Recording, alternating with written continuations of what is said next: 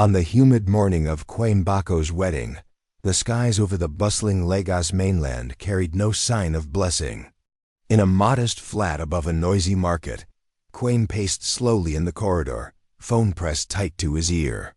He wasn't checking on decorations or calling a drummer. No, he was arranging a betrayal. Yes, he whispered into the receiver. Abano Grand Lodge, room 304. Everything must be exact. The palm wine, the melody. And don't forget, keep the hidden eyes watching. The voice on the other end, a hotel worker well paid to ignore morality, replied, "And the woman?" Quain glanced at the closed bedroom door. Inside, his soon-to-be wife, Ama Nuru, was getting dressed for what she believed was their sacred union. "She be there," he muttered. "Just make sure Obasi Zuberi shows up too. And don't mess up the drink. The powder goes in his glass. I want his mind hazy." With that, he ended the call, lips pressed into a line. This wasn't about love. This was about access. Quain didn't dream of romance. He hungered for power. Oba Si Zuberi, the sharp-suited chief of Zuberi Holdings, had everything Quain wanted: wealth, influence, respect, a throne in the kingdom of business. And Quain? He had a plan to trap the king. He tucked his phone into his agbada and moved to the kitchen. There, with the grace of a ritualist, he stirred a pale powder into a cup of freshly pressed mango juice. The powder vanished without trace. His face remained hard. Ama entered the room, dressed in a white silk robe, her braids coiled into a crown. Her smile lit the space. "Good morning, Quain," she said sweetly. "Beautiful as always." He returned the smile, offering her the juice. "You've barely eaten. I know how nerves twist your belly on big days." She took the cup without a thought. "Thanks, love." He kissed her forehead as she sipped. Every drop disappeared down her throat. "By the way," he added, feigning casualness, "Obasi Zuberi is in town. He's hosting a grand reception at the same lodge. He asked to meet you." Ama blinked, confused. "The Obasi Zuberi? The tycoon?" He nodded, voice smooth. "He's starting a charitable drive, wants a fresh face. I told him you'd be perfect, but why me?" Quain leaned in, gentle and persuasive. "Because you shine, Ama. This is how doors open. We meet people like him. We earn a seat where real choices are made." Ama felt light. Not just from excitement, but from something dull swimming in her. Blood. Still, she nodded slowly. "If you believe in it, okay." That evening, Ebano Grand Lodge glowed with decadence. Obasi's reception had taken over the third floor. Politicians in bright wrappers, tycoons with gleaming watches, and entertainers with wide grins filled the air with chatter.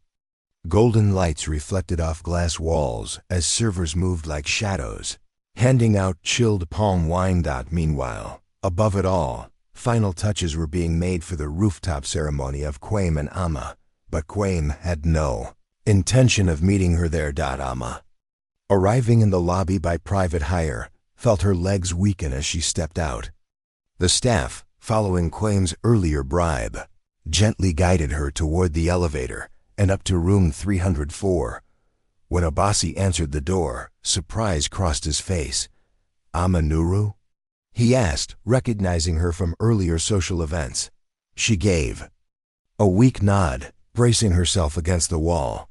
"You said you wanted to speak about charity," she mumbled, swaying slightly. Obasi frowned. "I never," then paused. Her skin had turned pale beneath her rich tone. "You're not well." Before she could fall, he caught her. She collapsed into his arms, breathing heavy. He helped her to the sofa and fetched cold water, guiding the rim to her lips. Then his phone vibrated. It was Chijioke, his head of security. The message was blunt. "Sir, you've been set up. Footage incoming." Quain bribed hotel staff, slipped something into her drink. "Tried to drug your wine too. Wanted blackmail." Attached were videos, Obasi's jaw clenched as he watched. One clip showed Quaim handing tablets to a bartender, instructing, "Drop it in Zuberi's glass." Another clip captured Quaim whispering to a staff member, pointing at Amma's photo. "Escort her to room 304. Tell Zuberi she's expected." Obasi looked at the woman sprawled on his couch. Her breath slowed, her eyes glazed. She had no idea. Sat beside her, his tone soft. "Amma. Quaim betrayed you. He drugged your juice. Sent you here, hoping to trap us both." Her face twisted with disbelief. "No. Not Quaim. Not today." "Yes," he said, gently placing a shawl over her. "He wanted it to look like something happened between us. To destroy both our names." Her eyes welled. "Today was meant to be our beginning." "You're safe now," Obasi promised. Hours later, while the reception buzzed on below, Obasi descended into the grand ballroom. Dressed in an elegant gray suit, he walked. Confidently, holding Amma's hand, gasps broke across the room like lightning. Phones lifted. Whispers flared. At the edge of the crowd stood Quaim, laughing with a minister near the drinks. When he saw them, his blood froze. From the corner, Zola, Quaim's cousin, stormed forward. "Why is she with him?" She hissed, murmurs thickened. Obasi stepped to the mic. "Pardon the interruption. I bring news you all deserve to hear." He tapped his phone, syncing it with the ballroom's massive screen. As the videos played, silence smothered the chatter. Faces twisted in horror. Footage of Quaim's treachery, the exchange with the bartender, the photos, the instructions, filled the room. Quaim charged forward. "Lies, fabrication." Obasi stood still. "You drugged your bride. Tried to ruin me on your own wedding day." Panic swirled. Media present began to record. An investor stepped aside to dial security. Obasi moved aside. Amma stepped forward. Her voice trembled but rang clear. "I gave you my heart," she said to Quaim. "I trusted you, and you used me like a pawn." Quaim's eyes narrowed. "He stole you." Obasi answered, "You threw her away." Amma stood alone, trembling under the stairs. The crowd, the lights, the whispers, it all closed in. Her legs failed her. She sank to the floor, tears spilling. Her world had cracked wide open. Everything had crumbled like dry earth under a stampede. And Amanuru, still trembling on the ballroom floor of the Abano Grand Lodge, whispered through quivering lips, "How did it all go so wrong?" Obasi Zuberi stepped forward, kneeling beside her with the calm of a steady river. "You are safe now," he murmured, his hand warm on her back. Across the golden-lit room, Quaim Bako charged forward like a wounded bull, rage contorting his face. "You think you can walk in and snatch my wife in front of the whole tribe?" He bellowed, his voice echoing off the marble pillars. Obasi stood tall, his voice like thunder wrapped in silk. "She was never yours. You didn't love her. You sold her like a goat in the market." Quaim's teeth clenched, spit flying from his lips. "You have no proof." Obasi didn't blink. Instead, he lifted his phone and tapped the screen. Instantly, the grand projector behind them lit up, and a video roared to life. Quaim's own voice stabbing the air. "Make sure Obasi's wine has the powder. He won't resist once it kicks in." A collective gasp rolled through the hall. Like a wave crashing the shore, Obasi faced the crowd. "This man drugged his bride and sent her to my room. He wanted shame and leverage." Quaim stumbled back, his face drained of color.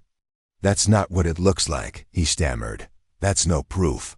But Obasi's tone stayed firm. "Then explain why Amma collapsed in my arms, why she was sent to room 304, and why." You watched it unfold like a hunter in the brush. Slowly, Amma pushed herself up, legs shaking but spirit igniting. When suddenly, from across the hall, Zola, Quaim's cousin, let her voice slice the tension. "Why are you all acting like he's some villain? Maybe Amma threw herself at Obasi." The crowd buzzed, but Obasi turned to Zola, steady as stone. You want to know the truth? Another video played, this one showing Quain slipping a room key to a hotel worker and nodding toward room 304. Gasps followed, sharper this time. This wasn't confusion. It was a trap. A woman in a sleek Ankara suit whispered to Obasi, "We need to end this. Zuberi Holdings is in danger." But Obasi shook his head. "We don't build legacy on lies." Zola rolled her eyes, turning her fire back to Amma. "You're just a desperate township girl trying to climb on men's shoulders." Amma, shoulders straightening, voice unshaking now, responded, "I didn't trick anyone. I believed in Quaim. I thought he believed in me. I was wrong." Silence fell like nightfall. Obasi placed a respectful hand on her shoulder. "She didn't walk into my room, she was pushed there." Just then, hotel security entered, escorting a trembling staff member. "Sir," the young man began, "Quaim paid me. Said it was for a surprise. I didn't know what he really meant." The crowd stirred. Phones recorded. Whispers grew. Quaim looked around wildly. "You think he's better because his name is Zuberi?" Obasi replied quietly, "But I would never trade a woman's soul for a chair at the table." Amma turned to Quaim, voice soft but blade sharp. "Was it really you who gave me that drink?" Quaim stared at her. The fire left him. His shoulders slumped. "You were my only path forward," he whispered. Obasi was just a bridge. Amma covered her mouth, tears blooming again. Obasi stepped forward, facing the crowd. "It ends. Tonight, Zuberi Holdings will no longer shield those who rise on the backs of others." Security whispered in his ear. He nodded, "Bring them in." 2 officers from the Lagos District Task Force entered. Guests parted. All eyes turned to Quaim. "You're arresting me?" he asked, his voice cracking. One officer stepped forward. "For drugging and attempting to exploit your wife. There's video witnesses. You'll explain the rest downtown." Quaim's eyes locked with Amma's one final time. "You ruined me," he hissed. She shook her head. "No, you did that yourself." Cuffs clicked. Silence followed. Obasi turned to the crowd once more. "Let this remind you, no title or gold is worth another person's ruin." Then his voice softened as he looked at Amma. "You deserve peace, not pain. First, nothing. Then a single clap. Then more." Applause rose like rain on a tin roof, steady and strong. Amma wept, not from sorrow now, but from release. The banquet ended, but the city did not sleep. Images and voices spread like wildfire. Videos, hashtags, commentary, everyone had something to say. In the upper lounge, Amma sat wrapped in a kente blanket, her thoughts tangled and raw. Her hands shook despite the warmth. Obasi entered with water, sat across from her. "Are you all right?" he asked softly. "I don't know," she whispered. "It feels like my whole life cracked open." He gave her space, but asked what had been pressing on his chest. "When Quaim sent you to me, did you know?" Her fingers gripped the bottle. She looked down. "I thought we were meeting to discuss his outreach. He said it would change our future. I didn't know he poisoned me." Obasi's jaw tightened. "He used you, and me." She nodded. "I thought we were building something. But I was just a stone in his scheme." Obasi leaned in. "You did nothing wrong. What he did, it was pure evil. And I'm sorry he dragged us both through it." Amma gave a faint, broken smile. "I just want quiet, peace." A knock interrupted them. Obasi opened the door to find his assistant, Chika, standing tall. "We've sent everything to the prosecutors. Every piece of video, everything he did. It's documented." Obasi nodded. "Thank you." As Chika left, he turned back to Amma. "He won't hurt anyone again." She stared at him. "So, it's really over?" "It's truly over now," Obasi Zuberi said gently, standing in the warmth of his private lounge. while Amanuru blinked against the tears welling in her eyes, refusing to let them fall. "Thank you," she whispered, her voice small but full of weight. Obasi shook his head slowly. "You owe me nothing. But if you ever feel like the ground is shaking beneath your feet again, you don't have to walk it alone."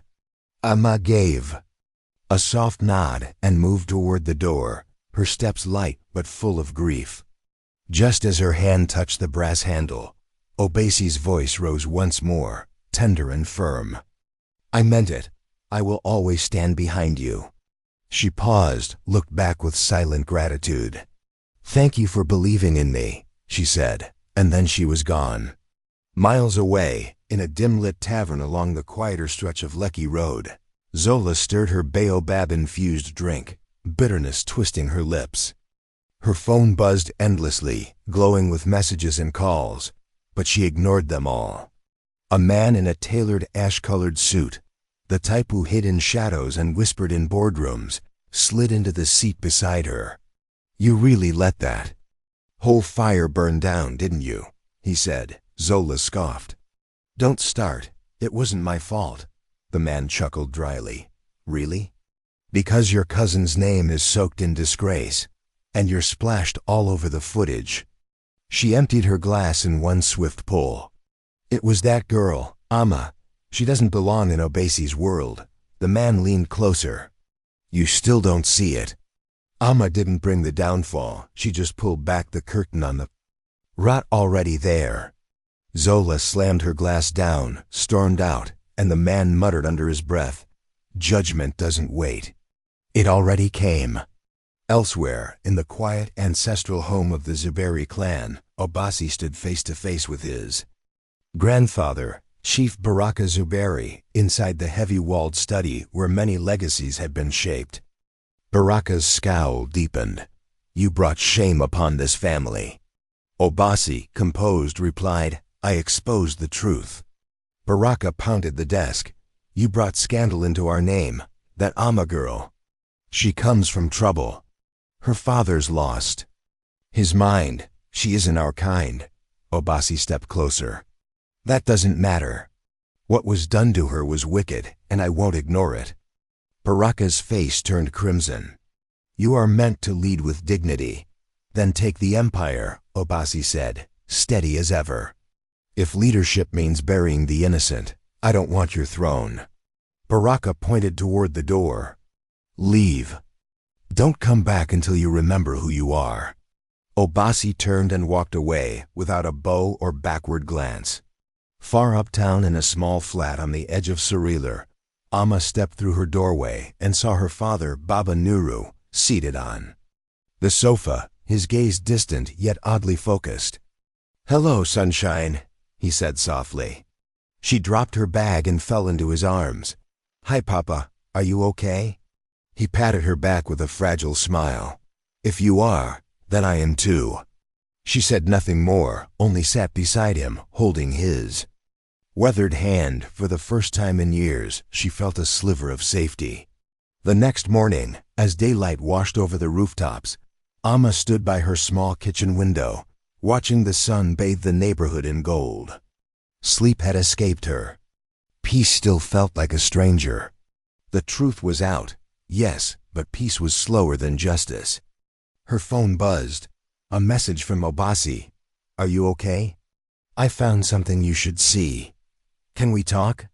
Her fingers hovered, then replied, "Where?" His response came quickly. "Room 302, Zuberi Residences."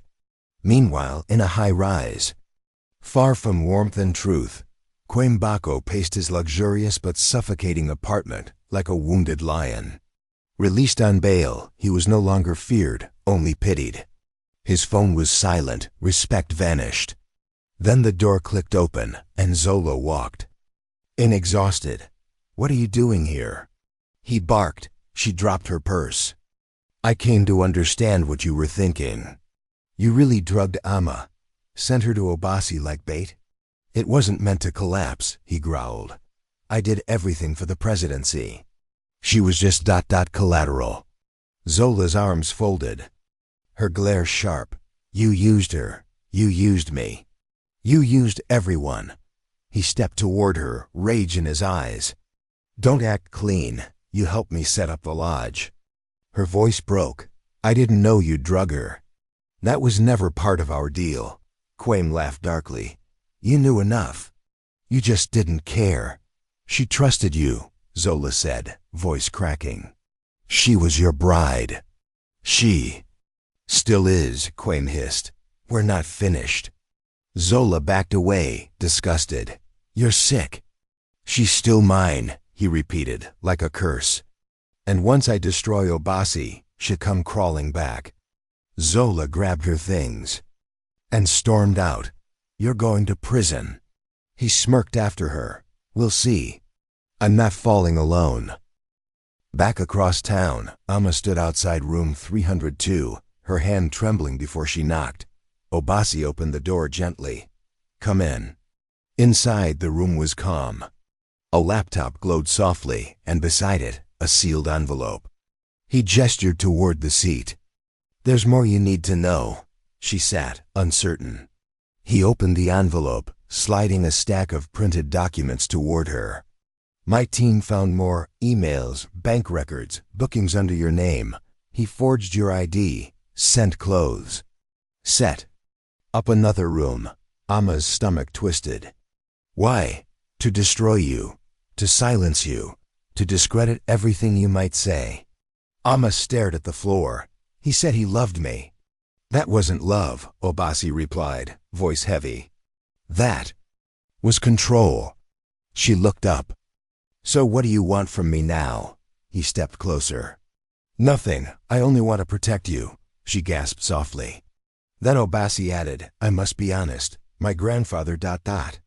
He doesn't want us speaking. He says you're not fit. Amma turned her face away. Maybe he's right.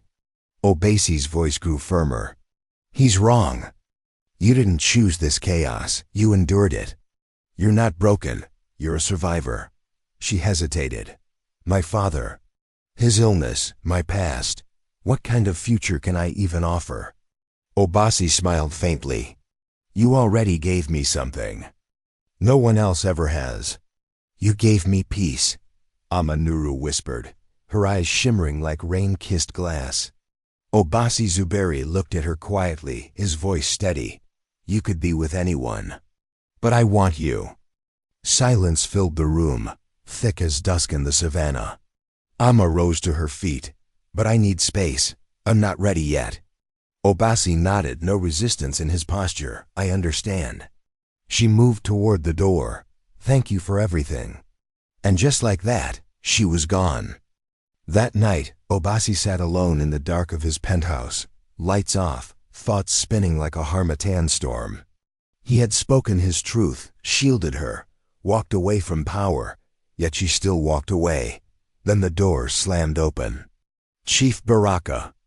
Zuberi stormed in, eyes burning. You think you can shame this family and simply walk free? Obasi stood tall. I didn't shame us, I told the truth. You tossed our legacy for a broken woman. Baraka shouted. I did it for peace, for dignity, for love. She doesn't belong in our world. Then I want no part of it, Obasi replied. Baraka's face turned crimson. You're weak. No, Obasi said, voice steady. I'm free, Baraka stormed out. Obasi stepped to the window, gazing out at the glowing horizon.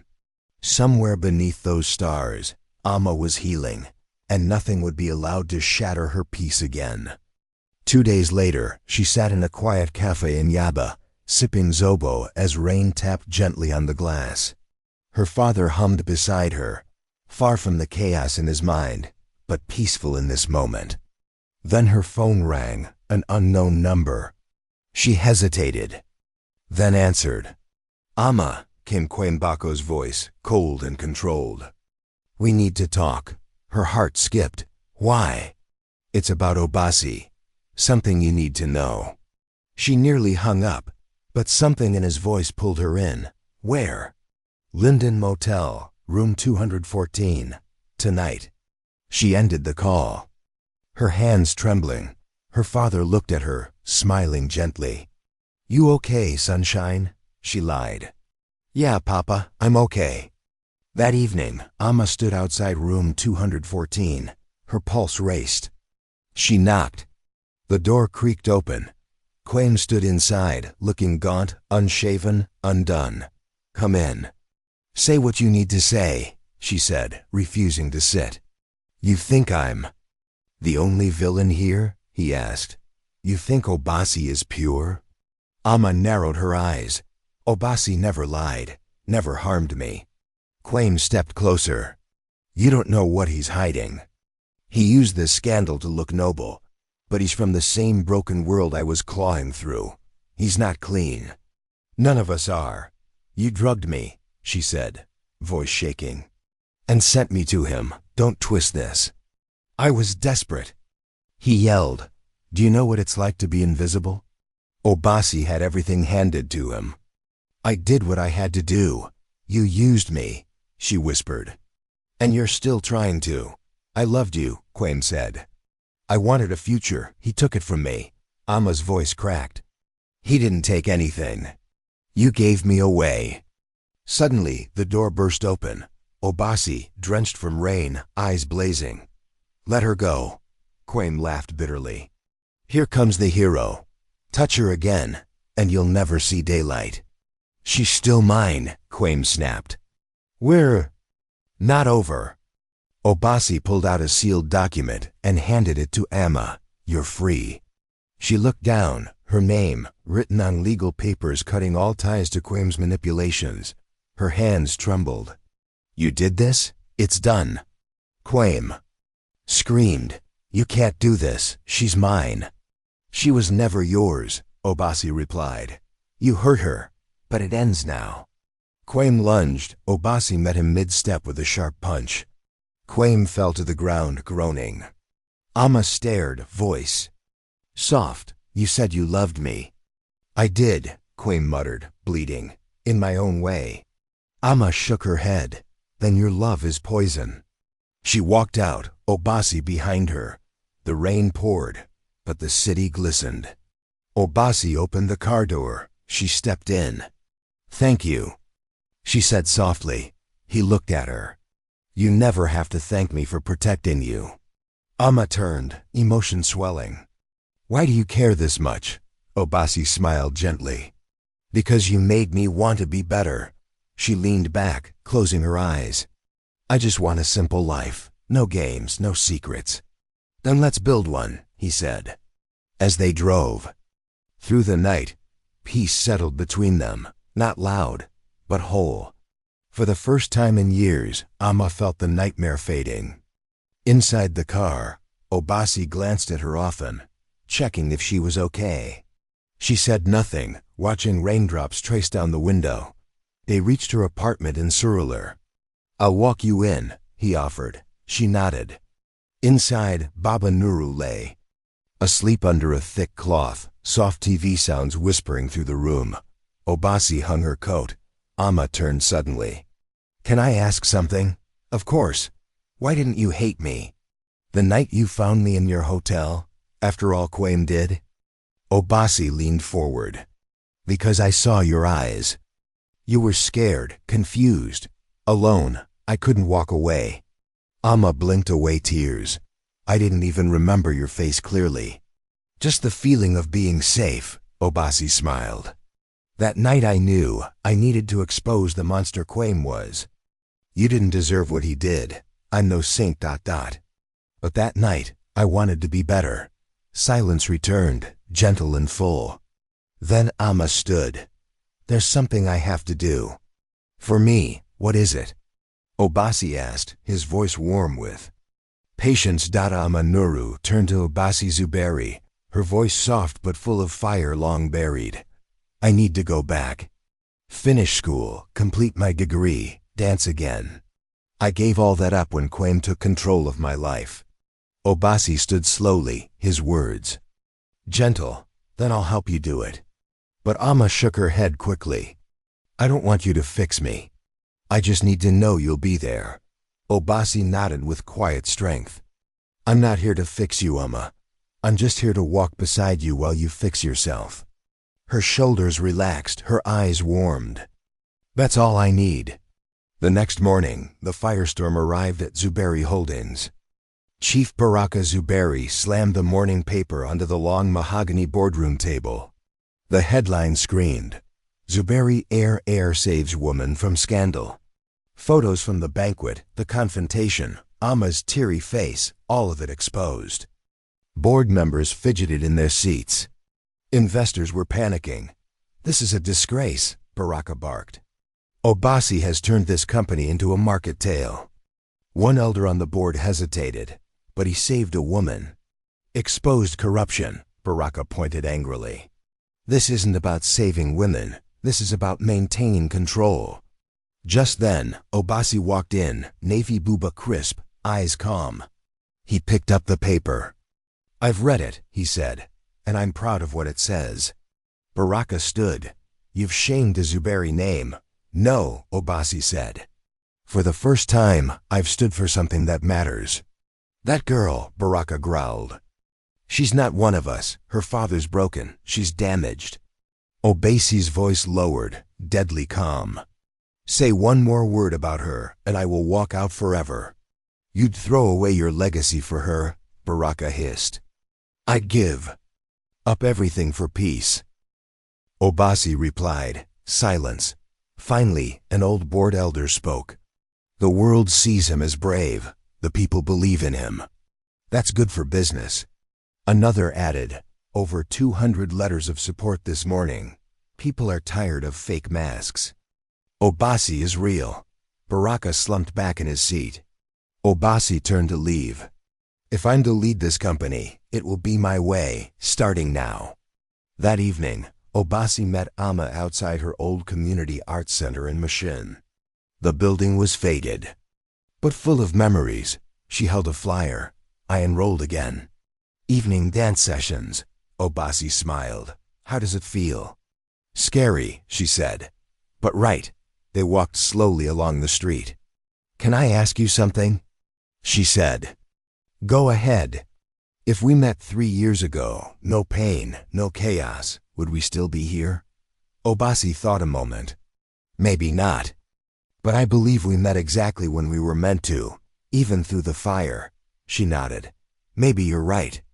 At the corner, life buzzed, vendors, laughter, Okada zipping past. "I don't know what the future holds," she said. "But I want to live it, not hide." Obasi reached for her hand. "Then let's start, one day at a time. Tomorrow," she smiled. "No," he replied. "Now." They crossed the street together, hand in hand. And for once, the world behind them quieted, and the road ahead glowed brighter. 1 week later, Obasi stood in the hospital corridor, holding hot millet pap wrapped in a cloth. Mr. Nuru had fallen. Wandering the compound alone, tripping over a broken tile. It could have been worse. Now his leg lay in a cast, and he'd need more care. Inside, Amma sat beside his bed. "You didn't have to come so early," she whispered. "He likes this place's porridge," Obasi said, placing the bundle on the table. Amma's eyes softened. "Thank you. How is he?" "Better than I feared," she said. "But I think it's time we move. Somewhere with better care." "I can handle that," he offered. Amma turned to him. "No, I will. It's time I take charge again." Obasi smiled. "Okay." Later that day, Obasi sat outside on a hospital bench, deep in thought, when a sleek car pulled up. The tinted window rolled down. Baraka sat inside, stoic. "Get in." Obasi hesitated, then entered. They drove in silence until Baraka spoke. "I hear you're moving Amma and her father to a private residence near the lagoon." Obasi nodded. "Yes, it's peaceful." "She refused my help," Baraka sighed. "Insists on doing it alone." Obasi raised a brow. "What did you just say?" "I said she's strong," Baraka repeated. "I don't like how you handled things. But I can't deny she's made you better." Obasi leaned back. "So now what? Are you going to cut me off again?" Baraka shook his head. "You've earned the name. You'll lead when you're ready." Obasi nodded. Thank you. Just make sure, Baraka said, turning to the window. She's worth it. She is, Obasi replied without hesitation. 2 weeks later, in a quiet courtyard in Ikoyi, string lights glowed over a small circle of family and friends. No media, no noise. Amma wore a flowing white dress, curls pulled back, smile soft. Obasi stood in a simple gray tunic, eyes fixed on hers. As the minister spoke, his voice was a hymn in the dusk. I, Obasi, take you, Amma, to be my peace, to fight for your joy, to protect your freedom. Amma's voice trembled, but her words were clear. I, Amma, take you, Obasi, to be my truth, to remind me I am worthy ... and to choose you, not out of need but want. As their lips met, it wasn't a fairy tale kiss. It was healing, a wound stitched closed. Later, barefoot along the beach, Amma held her sandals in one hand.